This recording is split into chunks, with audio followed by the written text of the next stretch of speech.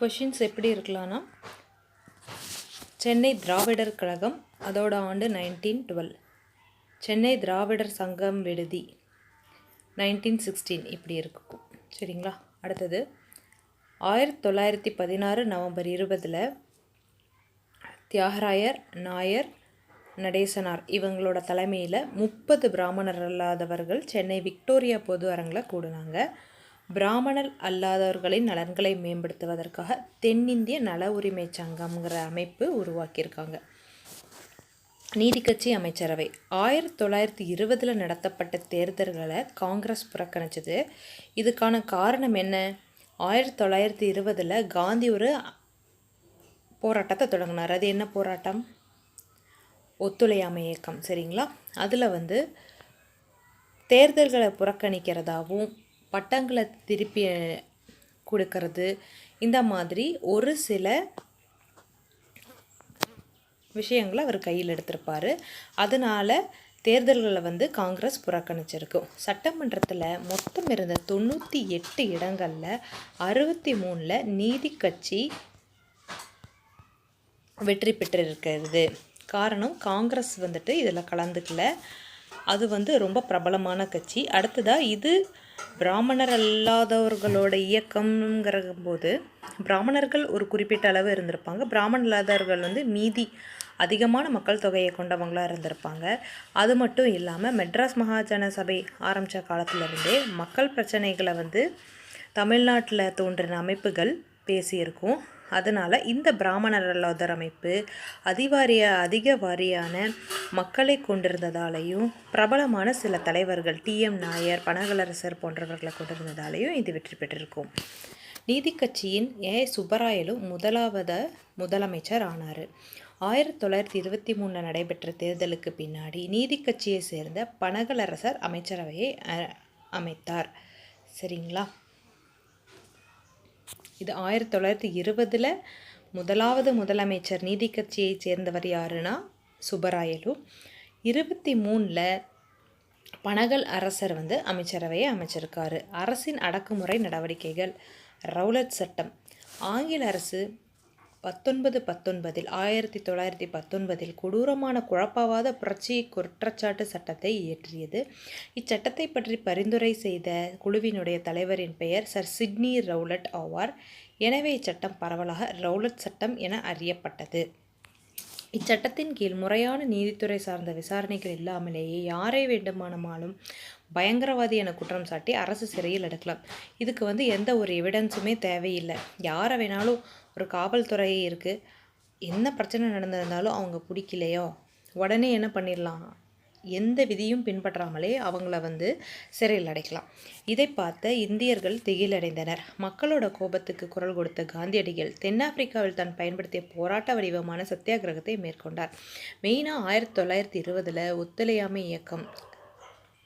ஓகேங்களா? ஒத்துழையாமை இயக்கங்கிறது ஒரு அமைதியான போராட்டம். இதை நடத்துறதுக்கு காரணம் என்னென்னா ரவுலட் சட்டம் கொண்டு வந்ததுனால தான். ரவுலட் சத்தியாகிரகம் 1919 மார்ச் 18. இந்த டேட்டு மார்க் பண்ணிக்கோங்க. 1919 மார்ச் 18 மெரினா கடற்கரையில் நடைபெற்ற கூட்டத்தில் காந்தியடிகள் உரையாற்றினார். 1919 ஏப்ரல் 6 கருப்பு சட்டங்கிறது இங்கே அந்த ரவுலட் சட்டத்தை தான் கருப்பு சட்டம்னு சொல்கிறோம். சரிங்களா? கருப்பு சட்டத்தை எதிர்க்கும் நோக்கில் கடையடைப்பும் வேலை நிறுத்தங்களும் நடத்தப்பட்டன. தமிழ்நாட்டோட பல பகுதிகளிலிருந்து எதிர்ப்பு ஆராட்டங்கள் நடைபெற்றன. சென்னை நகரோட பல பகுதியிலிருந்து தொடங்கிய ஊர்வலங்கள் மெரினா கடற்கரையில் ஒன்றிருந்து பெரும் மக்கள் கூட்டமானது. ஏன்னா மக்கள் கூட்டம் அப்போல்லாம் அதிகமாக பார்த்திங்கன்னா மெரினா கடற்கரையில் தான் நடக்கும். அப்போ பல பகுதியில் இருந்து ஊர்வலங்கள் நடந்து எங்கே சேர்றாங்கன்னா சென்னை கடற்கரையை சேர்ந்து வராங்க. அந்நாள் முழுவதும் உண்ணாவிரதமும் மேற்கொள்ளப்பட்டன. உண்ணாவிரதங்கள், பிரார்த்தனைகளும் மேற்கொள்ளப்பட்டன. ஏன்னா இது ஒரு அறவழி போராட்டம் இல்லைங்களா? அப்போ உண்ணாவிரதம், பிரார்த்தனைகள், இதுதான் அந்த ஒத்துழையாமை இயக்கம் நடந்தது. எப்படி நடந்ததுன்னா, சென்னை சத்தியாகிரக சபை என்ற அமைப்பும் நிறுவப்பட்டது.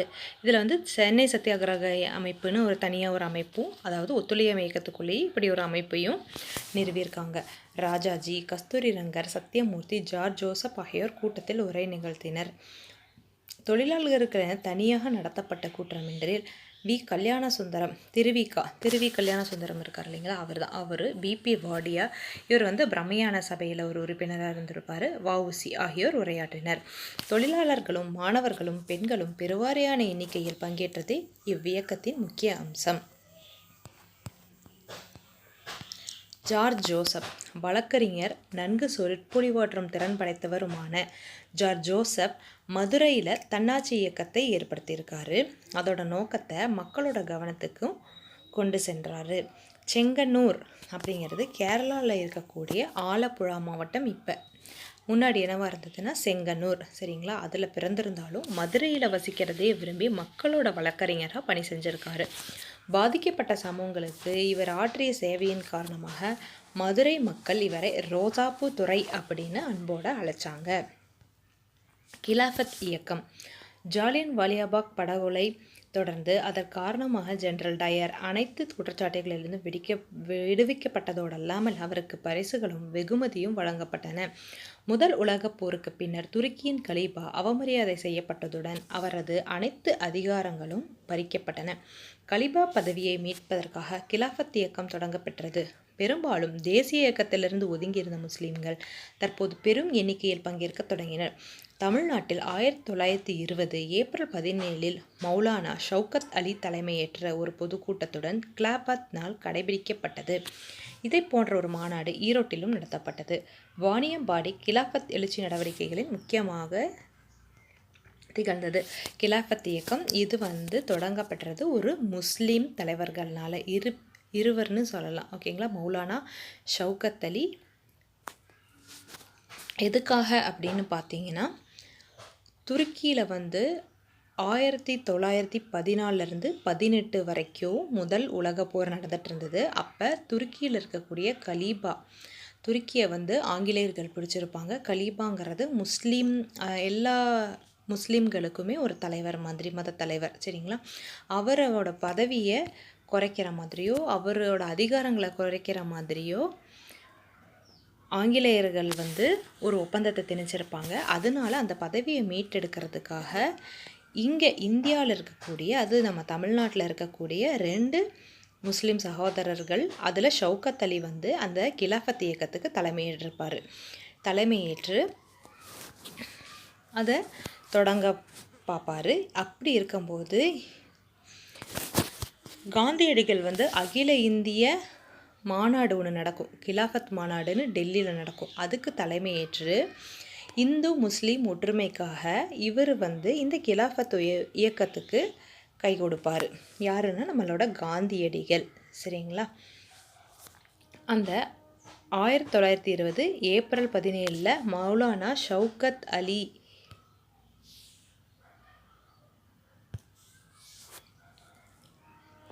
தலைமையேற்றிருக்காரு. இதை போன்ற ஒரு மாநாடு ஈரோட்லையும் நடத்தினாங்க. வாணியம்பாடி, இது ரொம்ப முக்கியம், வாணியம்பாடி கிலாஃபத் எழுச்சி நடவடிக்கைகளின் முக்கிய மையமாக திகழ்ந்தது.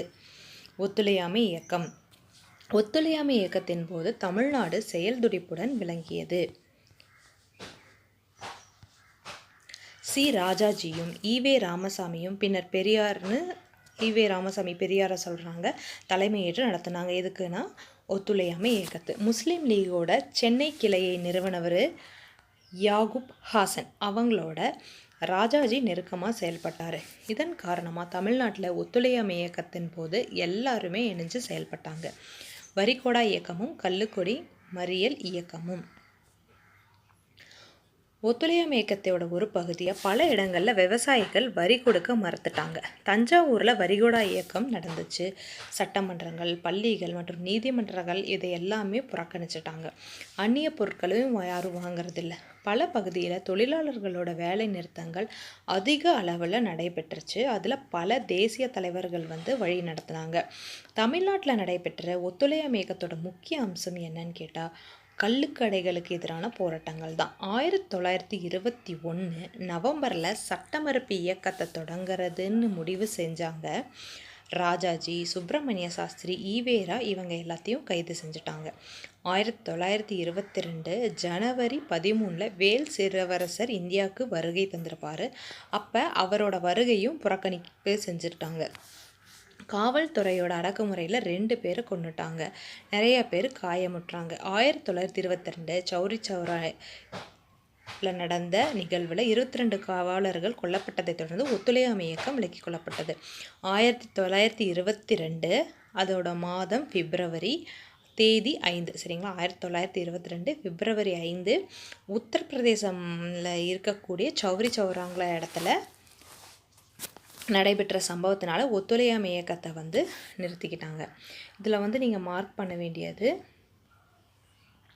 மெயினாக சொல்லணுன்னா இந்த டேட் இருக்குது இல்லைங்களா, வேல்ஸ் இளவரசர் வருகை புரிஞ்சு அந்த டேட் 1902 ஜனவரி 13. சுயராஜ்ய கட்சியினர் நீதி கட்சியினர் இடையேயான போட்டி. ஒத்துழையாமை இயக்கம் விலக்கிக் கொள்ளப்பட்டதை தொடர்ந்து காங்கிரஸ் மாற்றத்தை விரும்புவோர் என பிரிந்தது. இப்போ காந்தியடிகளை ஒத்துழை இயக்கம் ஸ்டாப் பண்ணோன்னே என்ன பண்ணுவாங்கன்னா அவரை கைது செஞ்சுருப்பாங்க. இப்போ அந்த காங்கிரஸ்குள்ளேயே 2 விதமான குழுக்கள் உருவாகும். ஒரு சிலர் மாற்றத்தை விரும்பாதோர், அதாவது காந்தியடிகளை தீவிரமாக பின்பற்றுவாங்க. இவங்கெல்லாம் ராஜாஜி அவர்கள், வல்லபாய் பட்டேல் அவர்கள். மாற்றத்தை விரும்புவோர் இவங்க மோதிலால் நேரு, சிஆர் தாஸ் போன்றவர்கள். மாற்றத்தை விரும்பாதோர்னா பழையபடி எப்படி அவங்க 1920களில் நடந்த தேர்தல்களில் பங்கெடுக்கலைன்னு முடிவு பண்ணாங்களோ அதே போல் இருப்பாங்க. மாற்றத்தை விரும்புவோர் என்ன பண்ணுவாங்கன்னா தேர்தலில் நுழைஞ்சு உள்ளுக்குள்ளே இருந்தே அவங்கள எதிர்க்கணும், நம்ம சட்டமன்றத்துக்குள்ளே உறுப்பினர்களாகி ஆங்கிலேய அரசு கொண்டு வரக்கூடிய திட்டங்களை நம்ம எதிர்க்கணும் அப்படின்னு முடிவு பண்ணுவாங்க. இவங்க தான் மாற்றத்தை விரும்புவோம் சரிங்களா. மாற்றத்தை விரும்பாதோர் சட்டமன்றத்தை புறக்கணிப்பதை தொடர விரும்பினவங்க தேர்தலில் போட்டிட்டு சட்டமன்றத்துக்குள்ளே போக விரும்பினாங்க.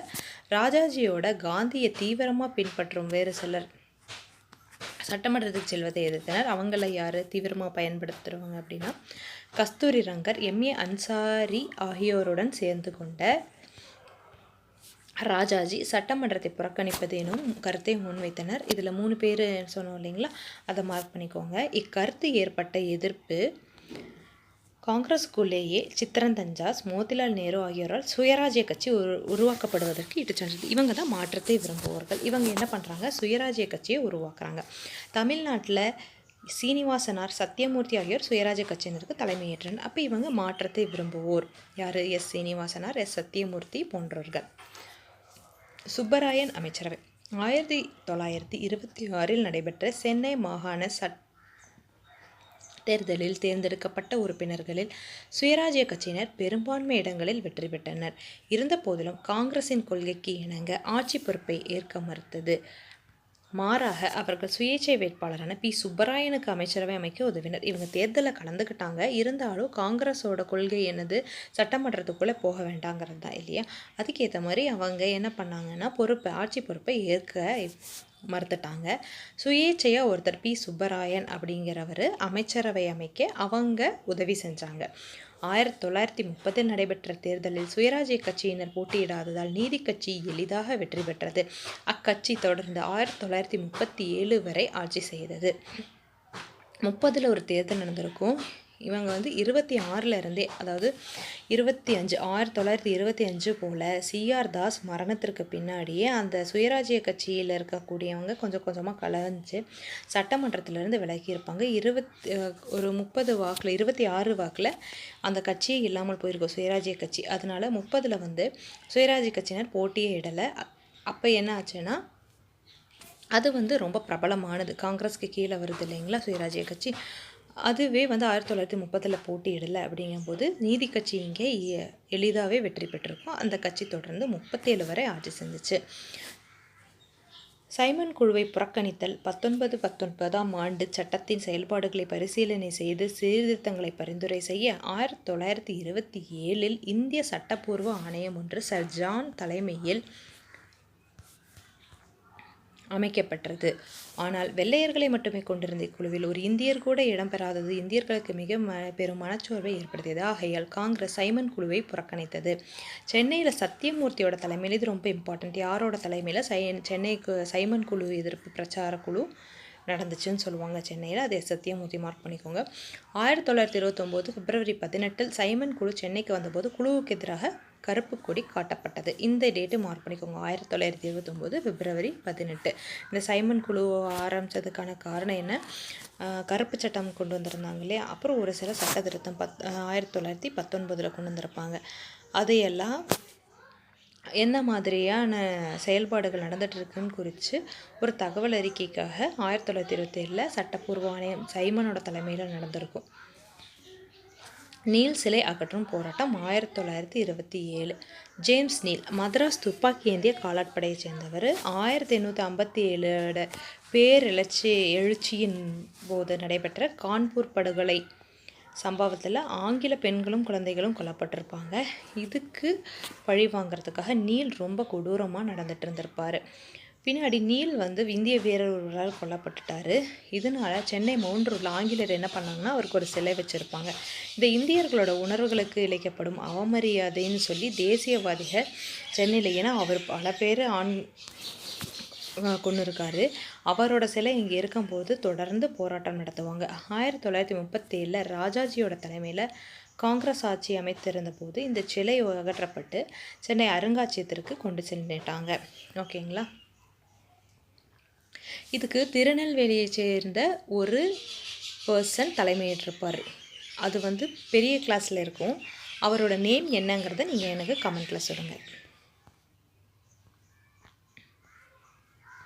சட்டமறுப்பு இயக்கம் பூரண சுயராஜ்யத்தை நோக்கி 1927 இந்திய தேசிய காங்கிரஸின் சென்னை மாநாடு முழுமையான சுதந்திரமே தனது இலக்கு என அறிவித்தது. 1929 லாகூரில் கூடிய காங்கிரஸ் மாநாட்டின் பூரண சுயராஜ்யம், முழு சுதந்திரம் என்பதே இலக்கு என தீர்மானம் நிறைவேற்றப்பட்டது.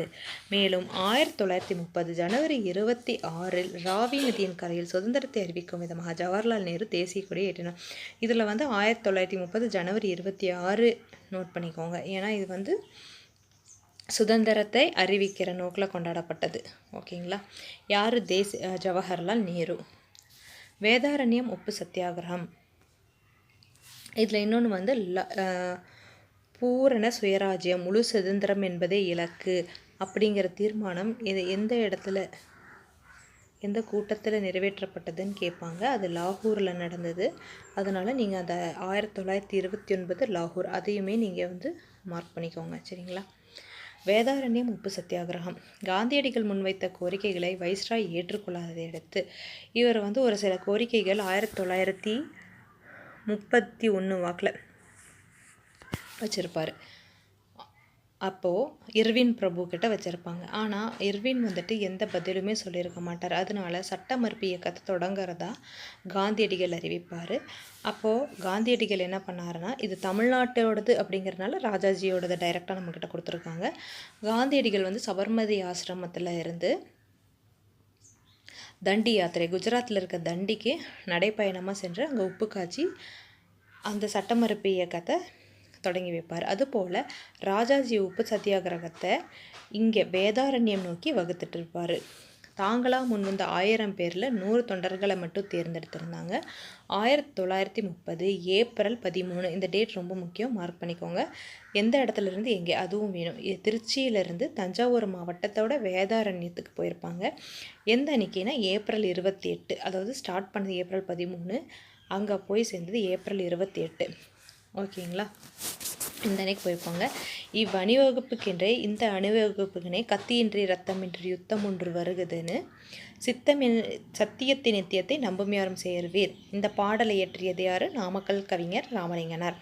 இதையும் நீங்கள் ஹைலைட் பண்ணிக்கோங்க. காவல்துறையோட கொடூரமான நடவடிக்கைகளை பொருட்படுத்தாமல் அணிவகுத்து சென்ற சத்தியாகிரிகளுக்கு பயணித்த பாதை எங்கும் எழுச்சிமிகு வரவேற்பு அளிக்கப்பட்டது. வேதாரண்யம் போனதுக்கு அப்புறமா ராஜாஜியோட தலைமையில் 12 தொண்டர்கள் உப்பு சட்டத்தை மீறி உப்பை அள்ளினாங்க. அங்கே உப்பு காய்ச்சிருப்பாங்க, அதை போய் அள்ளிட்டாங்க. இது உப்பு சட்டத்தை மீற விதமாக உப்பு சத்தியாகிரகம். சரிங்களா? உப்பு சட்டத்தை மீறியதற்காக ராஜாஜி கைது செய்யப்பட்டார். அவரோட சேர்ந்து டிஎஸ்எஸ் ராஜன், திருமதி ருக்மணி லக்ஷ்மிபதி, சர்தார் வேதரத்னம், சி சாமிநாதர் மற்றும் கே சந்தானம். இந்த நேமெல்லாம் நீங்கள் மார்க் பண்ணி வச்சுக்கோங்க. ஆகியோர் வேதாரண்யம் உப்பு சத்தியாகிரகத்தில் பங்கேற்று ஏனைய முக்கிய தலைவர்கள் ஆவர். தமிழக மாவட்டங்களில் பரவலான போராட்டங்கள் டி பிரகாசம், கே நாகேஸ்வர ராவ் இவங்க 2 பேரும் சத்தியாகிரகிகள். ஓகேங்களா. இவங்க என்ன பண்ணாங்கன்னா, சென்னைக்கு பக்கத்தில் உதயவனம்ங்கிற இடத்துல ஒரு முகாம் போட்டிருப்பாங்க இந்த உப்பு சத்தியாகிரகத்துக்காக. ஆனால் அவங்க வந்து காவல்துறையால் கைது செய்யப்பட்டுருவாங்க. இதனால என்ன ஆகும்னா, சென்னையில் கடையெடுப்பு நடக்கும். 1930 ஏப்ரல் 27 இந்த டேட் மார்க் பண்ணிக்கோங்க. திருவல்லிக்கேணியில் காவல்துறையோட நடந்த மோதல் 3 மணி நேரம் நடைபெற்றுச்சு. இந்த 3 மணி நேரத்தில் 3 நபர்கள் வந்து உயிரிழந்திருக்காங்க. ராமேஸ்வரத்தில் உப்பு சத்தியாகிரகம் மேற்கொள்ள முயற்சி தொண்டர்கள் கைது செய்யப்பட்டுட்டாங்க. மாகாணம் முழுவதிலும் நூற்பாலை தொழிலாளர்கள் வேலை நிறுத்தம் செஞ்சுருக்காங்க. பெண்கள் மிகுந்த ஆர்வத்துடன் பங்கேற்றனர். உப்பு சட்டங்களை மீறியதற்காக அபராதம் கட்டிய முதல் பெண்மணி, இது ரொம்ப முக்கியம், மார்க் பண்ணிக்கோங்க, ருக்மணி லக்ஷ்மிபதி ஆவார். அதே போல் மேலே நம்ம சொன்னோம் இல்லைங்களா, டி பிரகாசம், நாகேஸ்வர ராவ். சென்னைக்கு அருகில் உதயவனத்தில் யார் முகாம் அமைத்திருந்தாங்கன்னு பார்த்தீங்கன்னா, டி பிரகாசம், கே நாகேஸ்வர ராவ். இதையும் நீங்கள் மார்க் பண்ணி வச்சுக்கோங்க. இயக்கத்தை நசுக்க காவல்துறை கொடுமையான படையை பயன்படுத்தியது 1932 ஜனவரி 26. இதை மார்க் பண்ணி வச்சுக்கோங்க. ஆரியான்னு சொல்லக்கூடிய பாஷ்யம் எந்த இடத்துல இதை மார்க் பண்ணணும், புனித ஜார்ஜ் கோட்டையோட உச்சியில் தேசிய கொடியை ஏற்றினார். திருப்பூர் குமரனின் வீரமரணம் 1932 ஜனவரி 11.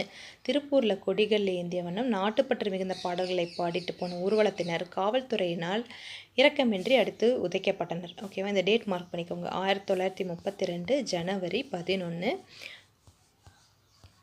பரவலாக திருப்பூர் குமரன் என்று அழைக்கப்படும் OKSR குமாரசாமி தேசிய கொடியை உயர்த்தி பிடித்தவாறு விழுந்து இறந்தார். அவங்க அடித்ததில் இவர் வந்து தேசிய கொடியை கையில் வச்சுட்டே இருந்தார், இறந்துட்டார். அதனால இவரை வந்து குடிகாத்த குமரன் அப்படின்னு சொல்லி நம்ம சொல்கிறோம். சரிங்களா. முதல் காங்கிரஸ் அமைச்சரவை 1937ஆம் ஆண்டு தேர்தலில் காங்கிரஸ் வெற்றி பெற்றது. நீதி கட்சி படுதோல்வி அடைந்தது. இதுவரைக்கும் சட்டமன்றத்துக்குள்ளே வரதில்லைன்னு சொல்லிட்டு இருந்த காங்கிரஸ் என்ன பண்ணுச்சுன்னா, 1935 சட்டம் இருக்குங்களா, இந்திய அரசு சட்டம் 1935 இதுபடி பார்த்தீங்கன்னா, இந்த சட்டப்படி மாகாணங்களில் வந்து சுயாட்சி கொடுத்துருப்பாங்க, மத்தியில் வந்து இரட்டையாட்சி கொடுத்துருப்பாங்க. இதுக்கு முன்னாடி இரட்டையாட்சி, மாகாணத்துலேயே இரட்டையாட்சி இருந்திருக்கும்.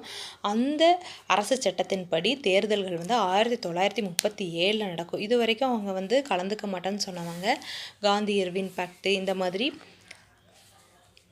வந்ததில் இருந்து சட்டமன்ற தேர்தலுக்குள்ளே நுழையிறதுன்னு முடிவு பண்ணியிருப்பாங்க. இதனால் 37 காங்கிரஸ் வந்து வெற்றி பெற்றிருக்கும். அது பிரபலமான கட்சி. நீதி கட்சி வந்து படுதோல்வி அடைஞ்சிருச்சு. தேர்தலில் காங்கிரஸ் பெற்ற வெற்றியானது மக்களிடையே அது பெற்றிருந்த செல்வாக்கை சுட்டிக்காட்டியது. சென்னையில் ராஜாஜி முதல் காங்கிரஸ் அமைச்சரவையை அமைத்தார். இது மார்க் பண்ணிக்கோங்க. மதுவிலக்கை பரிசோதனை முயற்சியாக எங்கு அறிமுகம் செய்தார்? சேலத்தில். மார்க் பண்ணிக்கோங்க. இதன் மூலம் ஏற்படும் வருவாய் இழப்பை ஈடு செய்ய விற்பனை வரியை அதிகரித்தினார். இப்போ கள்ளுக்கடையிலேருந்து ஒரு சில குறிப்பிட்ட வரிகள் வந்து கிடச்சிட்டு இருக்கும். இப்போ அதை மூடணும் அப்படின்னா இன்னொரு வருவாய் இழப்பு வந்து அறிமுகப்படுத்தணும். அதுக்கு தான் விற்பனை வரியை வந்து இவர் அறிமுகப்படுத்தியிருக்காரு. தேர்ந்தெடுக்கப்பட்ட இந்திய அமைச்சரவையை கலந்தோசிக்காமல் ஆங்கில அரசு இந்தியாவை 2ஆம் உலகப் போரில் ஈடுபடுத்தியால் காங்கிரஸ் அமைச்சரவை ராஜினாமா செய்தது. அதாவது 1939 2ஆம் உலகப் போர் நடந்திருக்கும். இந்த 2ஆம் உலகப் போரில் இவங்க எல்லாம் மாகாணத்தில் நம்ம சுயாட்சியோட காங்கிரஸ் அமைச்சரவை உறுப்பினர்கள் இருப்பாங்க. இருந்தாலுமே இவங்களை கலந்து ஆலோசிக்காமையே நாங்கள் போரில் ஈடுபடுறோம்னு சொல்லி ஆங்கிலேயர்கள் வந்து அறிவிச்சதுனால இப்போ இவங்களுக்கு வந்து இம்பார்ட்டன்ஸ் எதுவும் இல்லை இல்லைங்களா. அதனால 1939 இவங்க அந்த அமைச்சரவை அந்த பதவியை வந்து ராஜினாமா செஞ்சிருவாங்க. இதுதான் இந்த காங்கிரஸ் அமைச்சரவை ராஜினாமா செய்தது அப்படின்னு இங்கே மென்ஷன் பண்ணியிருக்காங்க. இந்தி எதிர்ப்பு போராட்டம் பள்ளிகளில் இந்தி மொழி கட்டாய பாடமாக அறிமுகம் செய்யப்பட்டது. இது ராஜாஜியால் மேற்கொள்ளப்பட்ட ஒரு சர்ச்சைக்குரிய நடவடிக்கையாகும். தமிழ் மொழிக்கும் பண்பாட்டிற்கும் தீங்கு விளைவிக்க ஆரிய வட இந்தியர்களால் சுமத்தப்பட்ட ஏற்பாடாக இது கருதப்பட்டதால் மக்களிடையே பெரும் மனக்கசப்பை ஏற்படுத்தியது. இதுக்கு ஈவேரா வந்துட்டு மிகப்பெரிய பரப்புரையை மேற்கொண்டிருப்பார். அதனால் அவர் இந்தி எதிர்ப்பு மாநாடு ஒன்று சேலத்தில் நடத்தியிருந்தார். உறுதியான செயல்பாட்டிற்கான திட்டத்தை மாநாடு வடிவமைத்தது.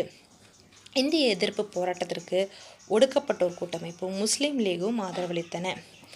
தாளமுத்து நடராஜன் எனும் 2 ஆர்வமிக்க போராட்டக்காரர்கள் சிறையில் மரணமடைந்தனர். இது யார்? அந்த 2 பேர் ஞாபகம் வச்சுக்கோங்க. தாளமுத்து நடராஜன் எந்த போராட்டத்தில் கலந்துக்கிட்டாங்க?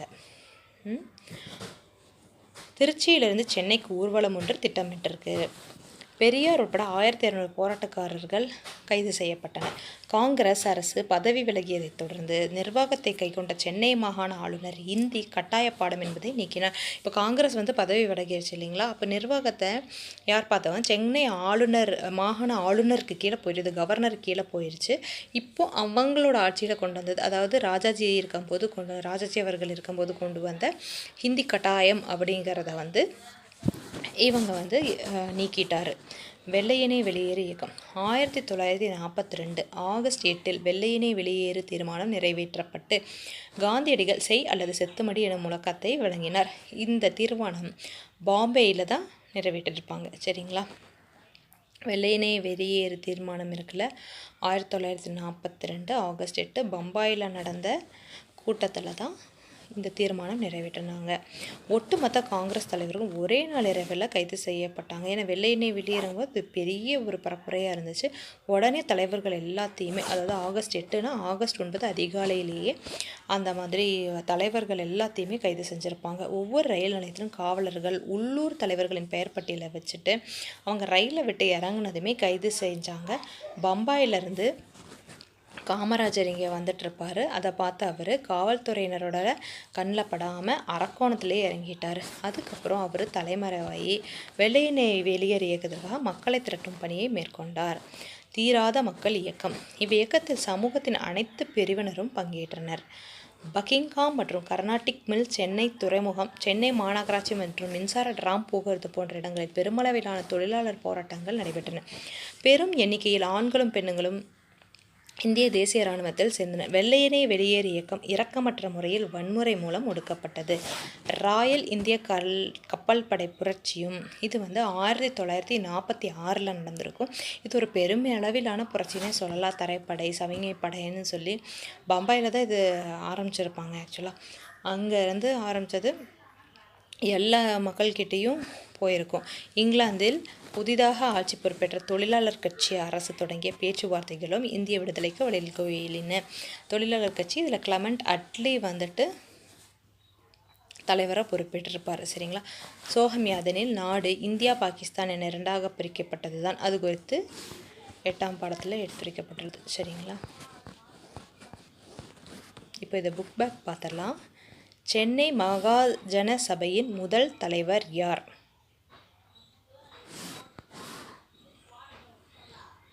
பி.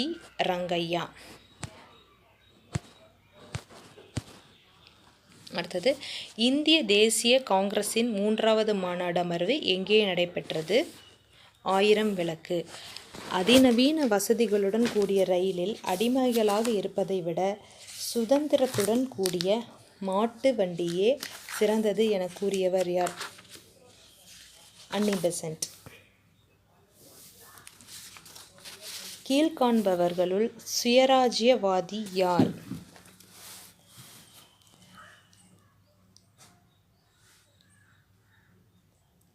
எஸ். சத்யமூர்த்தி.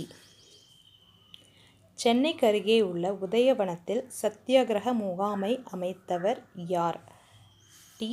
பிரகாசம். இந்தி எதிர்ப்பு மாநாடு எங்கே நடத்தப்பட்டது? சேலம். சென்னை உயர்நீதிமன்றத்தில் பணியமர்த்தப்பட்ட முதல் இந்திய நீதிபதி டி. முத்துசாமி ஆவார். பாரத மாதா சங்கம் எனும் இரகசிய அமைப்பை நீலகண்ட பிரம்மச்சாரி தொடங்கினார். சென்னையில் முதலாவது காங்கிரஸ் அமைச்சரவையை அமைத்தவர்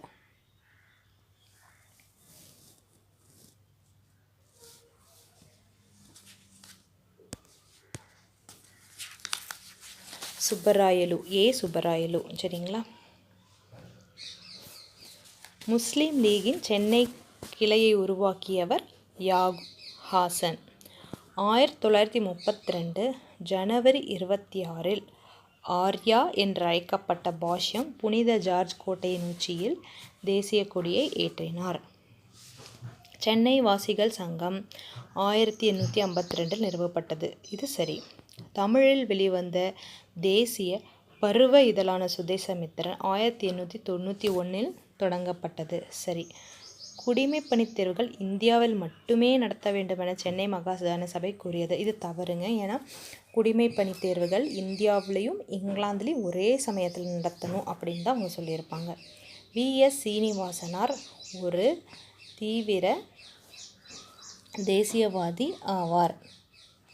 இல்லை, இவர் தீவிர தேசியவாதி கிடையாது. அப்போ ஆன்சர் பார்த்திங்கன்னா 1, 2 ஆகியவை சரி. ஒத்துழையாமை இயக்கத்தில் பெரியார் பங்கேற்றார் என ராஜாஜியும் ஈவேரா அவங்க 2 பேரும் இங்கே தமிழ்நாட்டில் ஒத்துழையாமை இயக்கத்தை நடத்தினாங்க நம்ம பார்த்துருக்கோம். முஸ்லீம் லீகைச் சேர்ந்த யஹூப் ஹாசனுடன் ராஜாஜி நெருக்கமாக பணியாற்றினார். கரெக்ட். ஒத்துழையாமை இயக்கத்தில் தொழிலாளர்கள் கலந்துக்கிட்டாங்க, இங்கே கலந்து கொள்ளவில்லைன்னு இருக்குது, அதனால் இது தப்பு. சரிங்களா? அடுத்தது, தமிழ்நாட்டில் கள்ளுக்கடைகளுக்கு முன்பாக மறியல் செய்யப்படவில்லை. மறியல் செஞ்சாங்க.